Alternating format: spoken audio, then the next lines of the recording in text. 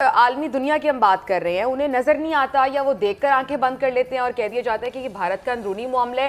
یہ معاملہ ہے ہی کیا، یہ بتائیے گا. دیکھیں، آر ایس ایس کے بارے میں ساری دنیا کو معلوم ہے. 1925 کے اندر کے بی ہگریوال نے اس کو شروع کیا اور اس کی جو پوری برانچز ہیں وہ تقریباً 97 ممالک کے اندر اس کی برانچز ہیں اور 6 لاکھ سے زیادہ ممبرز ہیں. آپ حیران ہوں گے کہ اس کے اندر جو ہے وہ یونینز بنائی گئی، جیسے ٹریڈ یونین ہو گئی، اکنامک ونگ ہو گیا، اسٹوڈنٹ ونگ ہو گیا، وومن ونگ ہو گیا، اور سب سے حیران کن بات ہے کہ اس کے اندر مسلمز کو بھی جو ہے وہ آر ایس ایس کا ممبر بنایا گیا، یعنی شدت پسند ہندوتا کی طرف. یہ ہندوتا موومنٹ تھی جس کو بناتے بناتے یہاں تک پہنچا کہ ایک وقت آیا تھا جب سارے کے سارے جو ہے ان کو قید میں ڈالنا پڑا تو صرف ایک چائے والا رہ گیا جس کو کہا کہ تم باہر ہو لیکن ہندوتا کی سوچ تمہیں پتہ ہے، نظریات پتہ ہیں، یعنی شدت پسند ہندو مذہبی ریاست. ہندو مذہبی ریاست کا خواب آر ایس ایس نے دیکھا اور آج جو ہے وہ مودی کی صورت کے اندر وہ مکمل طور پہ ہو گیا.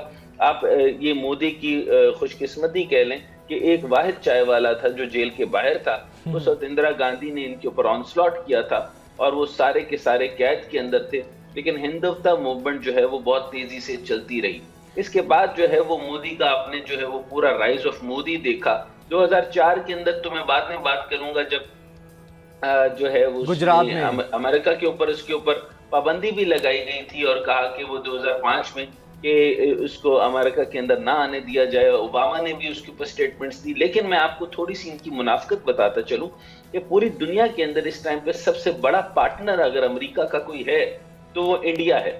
سب سے بڑی جو آئی ٹی ایکسپورٹس جو جاتی ہیں وہ انڈیا کی امریکہ میں جاتی ہیں. رشیا سے سب سے زیادہ تیل جو روٹ ہو کر جاتا ہے وہ یورپ میں رشیا کے تھرو یعنی وایا بھارت جاتا ہے. تو یہاں سے یہ سب باتیں مزاحیہ ہیں اور ساری کی ساری تماشے ہیں پوری دنیا کے اندر. لیکن ڈاکٹر صاحب سر سوال یہ ہے کہ پھر یہ جو یو این او ہے، یونائٹڈ نیشنز ہیں، یہ کس مرض کی دوا ہیں؟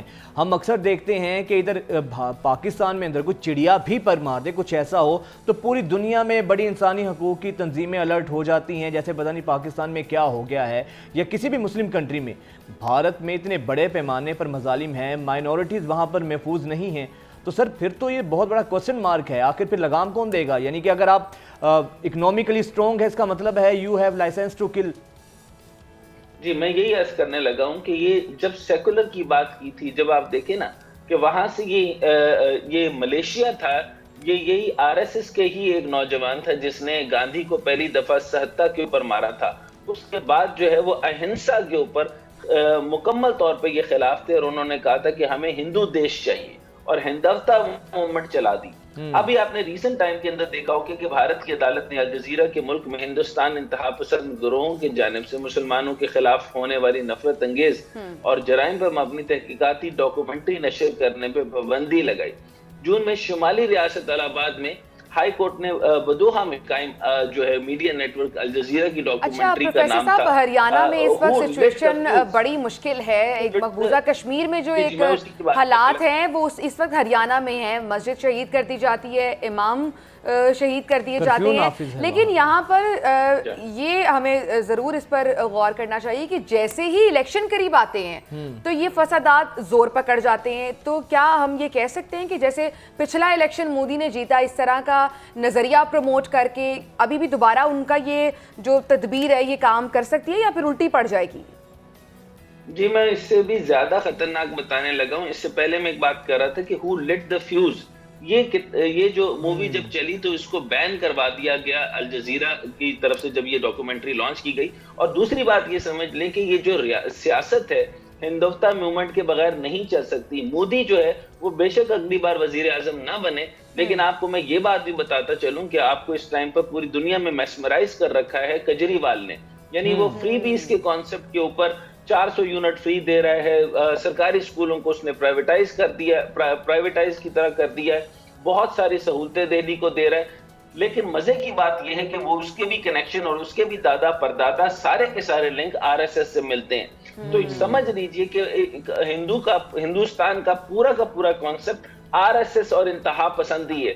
जब तक वो मुसलमानों को मारते नहीं है, जैसे आपने मजालिम का जिक्र किया, अभी रीसेंट टाइम पे इमाम मस्जिद का जाना, और सिर्फ हरियाणा का जिक्र यहाँ पर आपने किया, मेवात के अंदर जो मामला बना वो अलग से है। इसी तरीके से बेसिकली ये जो आरएसएस है, ये सारी की सारी जमात जो है वो जर्मनी में नाजियों से मुतासिर थी, और इसके बाद जो 1925 के बाद जो तश्कील दे दी गई, उसके बाद 1942 के अंदर इसको महदूद करने की कोशिश की गई, लेकिन ये काफी नहीं हुआ।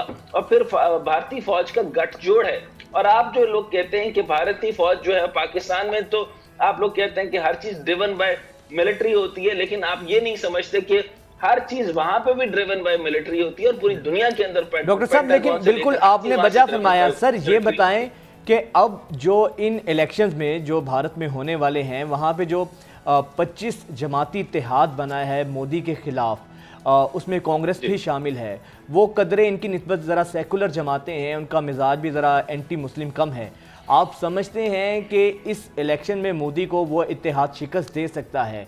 अगर वो हुकूमत आती है जिसमें कांग्रेस भी है, तो कुछ जो एंटी मुस्लिम सेंटीमेंट्स हैं उनमें कमी हो सकती है, या आप समझते हैं कि बयानिया उनका भी वही होगा जो मोदी का है, उसी कैंपेन से ही अपने नैरेटिव का आगाज करेंगे? देखें, मैंने जैसे आपको एग्जांपल दे दी, और बहुत इंपॉर्टेंट एग्जांपल दे दी, कोई नहीं मानेगा, सब लोग समझते हैं केजरीवाल सेकुलर है, लेकिन आपको पता है कि अगर हिंदुस्तान, अगर उसको गुजरात में मोदी को शिकस्त देनी है या बाकी जगहों पे मोदी को शिकस्त देनी है, तो आरएसएस से दूर नहीं जा सकता।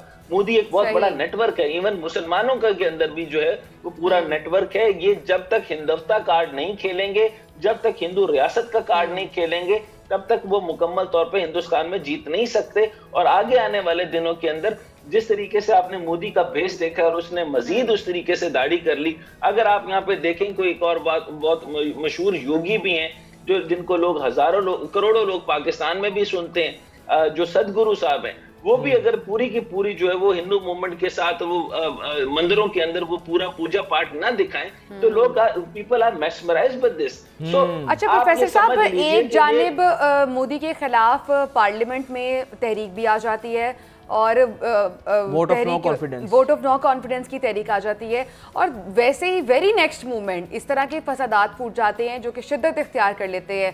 तो आपको लग रहा है कि ये सिर्फ अटेंशन डाइवर्ट करने के टैक्टिक्स भी हो सकते हैं क्या? मैंने करीब तरीन देखा है कि इवन पाकिस्तान के एक प्रोफेसर साहब हैं, उनका नाम वो स्कॉटलैंड में रहते हैं, वो मुसलसल तौर पे इंडिया जाते हैं और वो पाकिस्तान के खिलाफ बातें करते हैं कि सारी जंगें हमने इनिशिएट की, सारे मामलात हमने किए। आप ये समझ लीजिए कि जब तक वो मस्जिदें नहीं जलाएंगे, रिसेंट टाइम में इमाम मस्जिद का हलाक होना, सैकड़ों गाड़ियों का जलाना, जलाओ करना, ये हिंदुओं को खुश करता है। आप ये बात मान लें कि ये जब तक ये मामलात ये नहीं करेंगे, और ये जो एक्सट्रीमिज्म की अप्रोच है, ये पूरी दुनिया के अंदर वेव है, फ्रॉम द अरब वेव से लेकर आप सारी की सारी जगह देख लें, इस टाइम पे एक्सट्रीमिज्म की वेव है। प्रोफेसर साहब, बात तो सच है, मगर बात है रुसवाई की। प्रोफेसर डॉक्टर हसनैन जावेद, माहिर अमूर खारजा, हमारे साथ मौजूद है आपके वक्त का। लेकिन इस सारी चीजों को देख के ना, इन जो भारत में जो कुछ हो रहा है, एक दफा फिर से अल्लाह का शुक्र अदा करने को दिल करता है कि अल्लाह ने ये आज़ादी जैसी अजीम नेमत हमें दी है। वहाँ की माइनॉरिटीज, वहाँ के मुसलमानों का जो हाल देखें, जो प्रोफेसर साहब कह रहे थे कि माइंडसेट उनका इस तरह का है, वो खुश होते हैं मस्जिदों को शहीद करने से। वहाँ का जो हिंदू तबका है वो मोटिवेट होता है, खुश होता है कि जी आज मस्जिद गिरा दी, इमाम को शहीद कर दिया, मुसलमानों को मारा पीटा, रेप के केसेस जिस तरह से आते हैं इससे, तो उनका जो ग्रास रूट लेवल का माइंडसेट होगा वो किस तरह का होगा? उसकी सारी बुनियादी एंटी मुस्लिम नैरेटिव के ऊपर है, और तभी ये सारी चीज़ें देख रहे हैं हम।